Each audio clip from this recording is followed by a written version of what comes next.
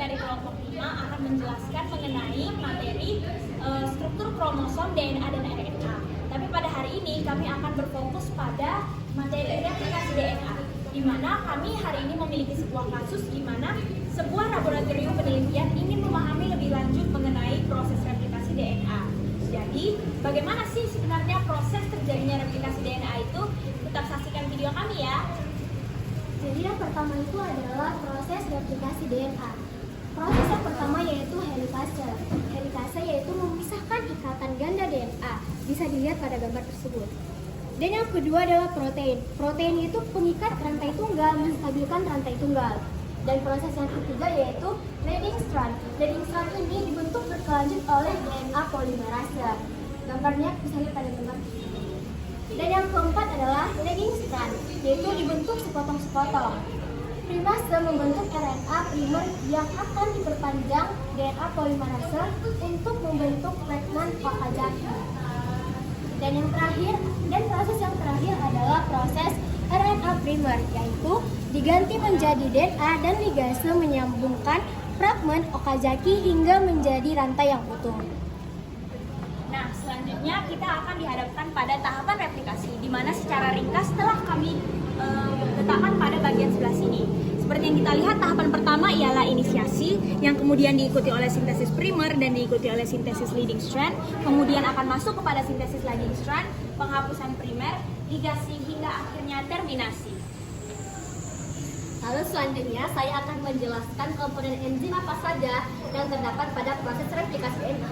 Yang pertama adalah enzim helikase, yaitu enzim yang membuka untai double stranded DNA. Yang kedua adalah enzim girase, yaitu enzim yang menghilangkan tegangan positif DNA. Yang ketiga adalah enzim primase, yaitu enzim yang mengkatalisis sintesis primer untuk memulai replikasi DNA. Lalu yang keempat adalah DNA polimerase, yaitu enzim utama yang mengkatalisis proses polimerase nukleotida menjadi untai DNA. Lalu yang terakhir adalah enzim ligase, yaitu enzim yang berperan menyambung fragmen DNA. Nah, yang selanjutnya ialah hasil-hasil replikasi. Dari dalam gambar kami ini, kita melihat replikasi terbagi menjadi 3, yaitu model konservatif, semi-konservatif, dan dispersif. Konservatif ialah kedua untai polinukleotida induk atau yang lama tidak dapat berubah dan berfungsi jadi cetakan. Jadi, double helix DNA baru tidak menggunakan polinukleotida yang baru. Selanjutnya yang kedua yaitu model semi-konservatif. Kedua untai polinukleotida berpisah, kemudian masing-masing untai nukleotida membuat untai polinukleotida yang baru sebagai pelengkapnya. Jadi diperoleh 2 double helix DNA yang masing-masing mengandung 1 untai polinukleotida yang lama dan yang baru. Yang ketiga yaitu model dispersif. Beberapa bagian kedua untai polinukleotida lama secara tersebar berfungsi sebagai cetakan. Kemudian masing-masing bagian tersebut membuat bagian-bagian polinukleotida baru sebagai pelengkapnya. Jadi diperoleh double helix DNA yang masing-masing mengandung molekul DNA yang saling selang-seling pada kedua untai polinukleotidanya. Nah, dari ketiga replikasi DNA ini, yang paling semi-konservatif lah yang paling dapat diyakini. Baik, yang berikutnya adalah mutasi.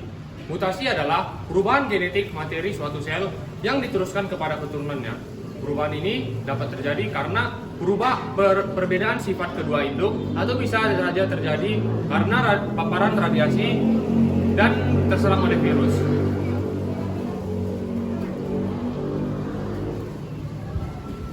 Baik, selanjutnya berakhirlah presentasi kami, dan untuk selanjutnya kami akan menampilkan nilai yang telah kami buat. 1, 2, 3, ya.